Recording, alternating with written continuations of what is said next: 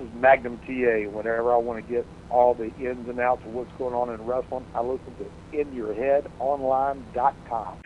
I know one of your big feuds was with Magnum TA, and they did kind of like a long story where you were like his mentor, and then you eventually turned on him instead of the mentor turning on the.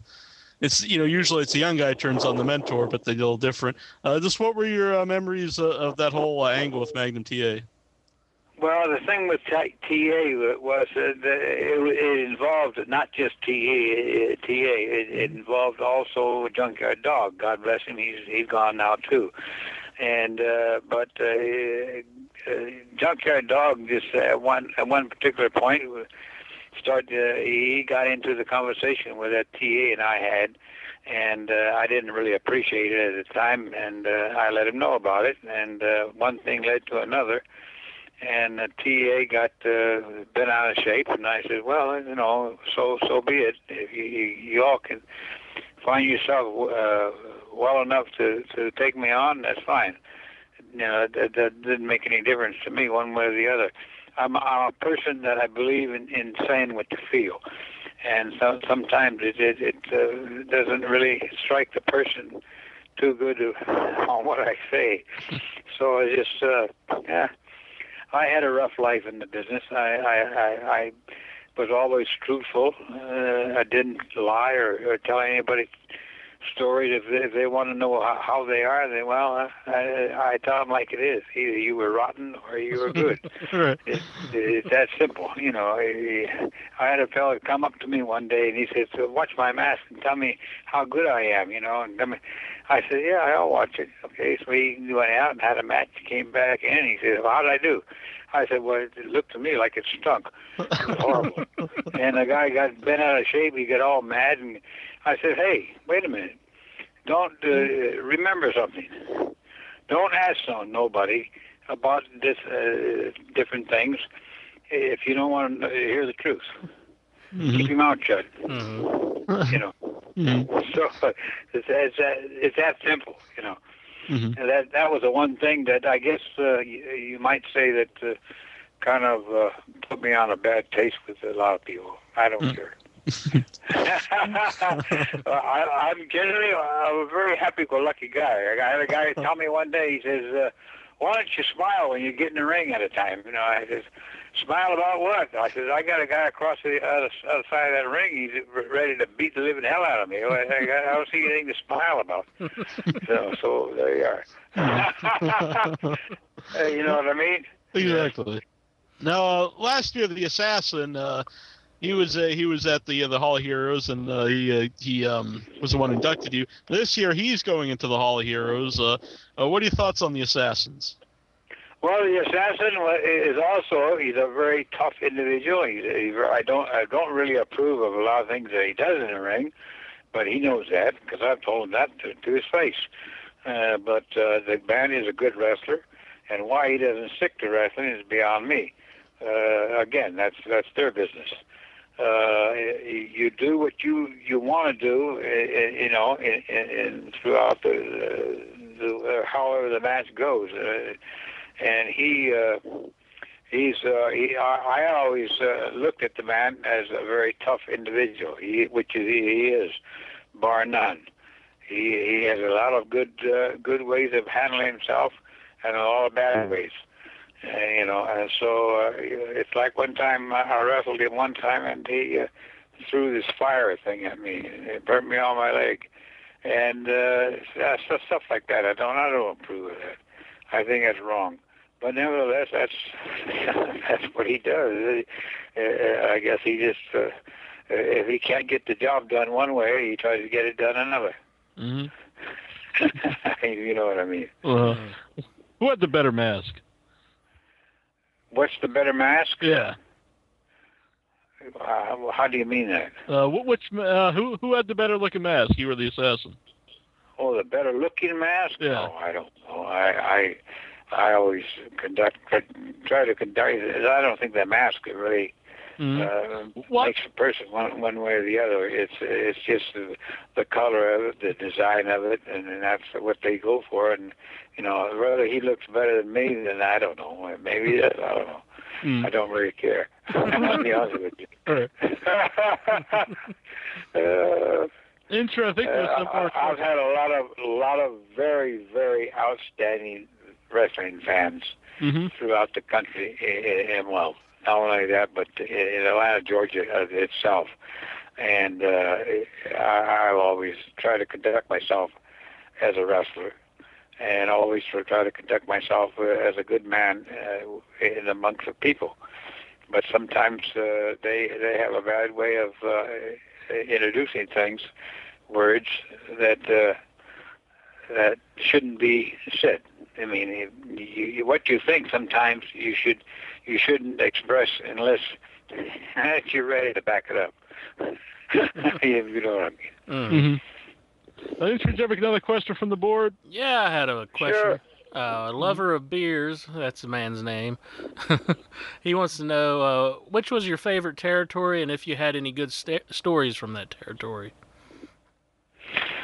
Well, I had some good stories here in Hawaii, right where I live, and I had, and of course, Atlanta, Georgia was my absolute favorite throughout any of them, for the simple reason of the fans are really, really very responsive, and they let you know if they like you or dislike you, one way or the other, and I think that's wonderful.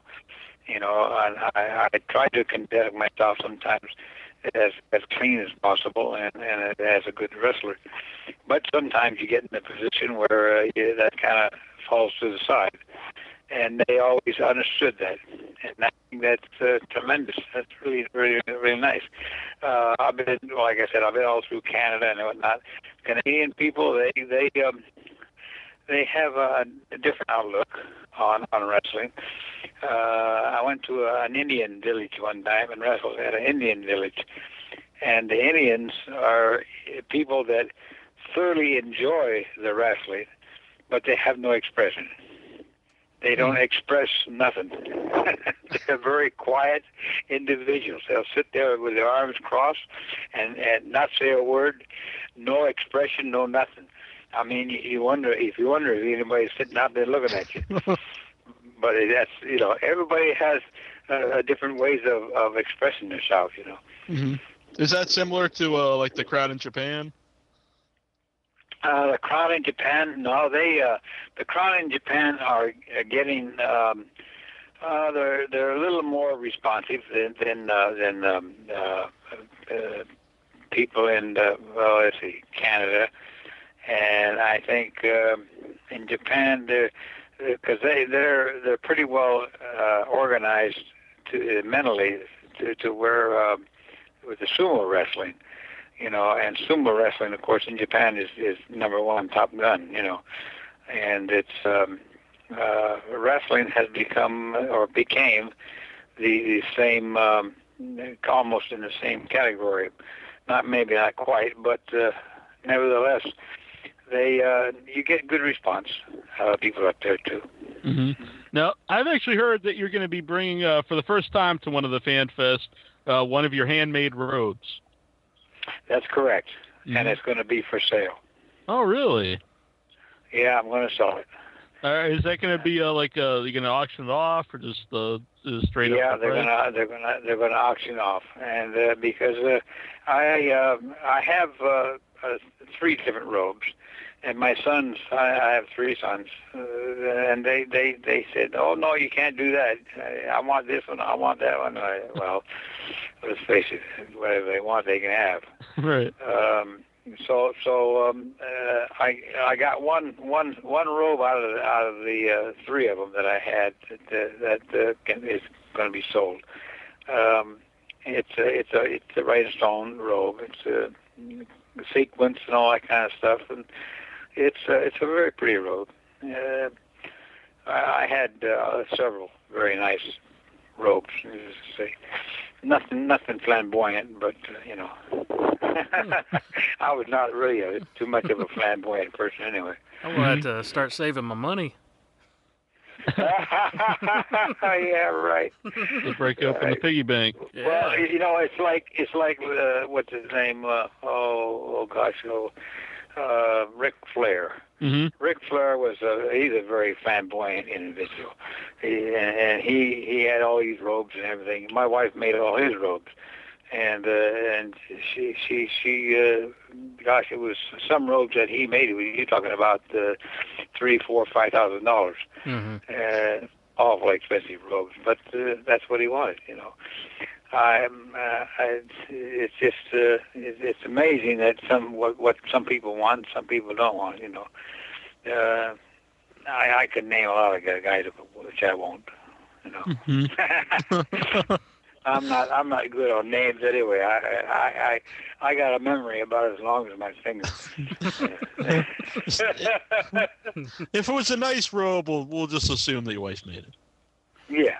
Exactly. We got a caller here on the line, 706 area code. Who are you, and where are you calling from? Hey, John, I was just curious, Mr. Wrestling 2, how you feel about those lingerers, those hanger-oners that still try to portray themselves as being you. Well, I don't have much to say about guys like that because I think they're idiots, every damn one of them. They shouldn't. They shouldn't portray anybody. Take someone's name to make a name for themselves. That's crazy. You want to make a name for yourself? Get some. Get your own name and do it. I didn't copy anybody, and why should anyone copy me? Just because I got very popular in Georgia. There's a few of them that, from what I understand, ran around and tried to portray myself. Well, first of all, people that see once they see the person in the ring, they know who it is. They know it's not me. Because they know the way I walk, the way I talk, my mannerisms and everything else. But the thing of it is, I had a match with some guy that I can't even remember his name, but he was out of Macon, Georgia. And Joe Powell, he passed, yeah. Yeah, Powell, that was his name. Yeah, he passed. Yeah, is that right? Yes, sir. Oh, okay. Well, he tried to portray myself again, which was wrong. He copied my moves. He wasn't 100%, but he was close. But nevertheless, I got a match with him in Atlanta, Georgia, and I beat the living crap out of him. That's the way I felt. That's the way I felt about it, and that's what he got. Anybody that would do that. I was in good enough shape to where I could back up my mouth. What I'm trying to tell you. Mm-hmm. If I said I could do something, I'll do it. I was a very straightforward, very honest individual, and he just went upon himself to betray someone that he shouldn't have done. But he was just one. God bless him. Of course, you said he was gone now, so. Yes, sir. Well, I'm excited about Atlanta. I'm excited about seeing you. NWALegends.com. They always have a great event there in Charlotte, and this year we get it here in the Peach State, and it'll be good to see you. And I hope, because during my travels, I see a lot of these imposters from time to time. I hope one of them will get a little excited and see you face to face and try that knee out one more time from the original. Because, I mean, it's something, even guys listening, I don't know if you're aware or not, but even school teachers, principals of schools have run for office portraying to be Mr. Wrestling 2, and this is just, it's really out of hand, especially in Georgia, but I'm sure it happens everywhere. But yeah, if they want to come on up to FanFest and meet Mr. Walker face to face, I got a feeling that knee will get a little excitement in it one more time. Mm-hmm.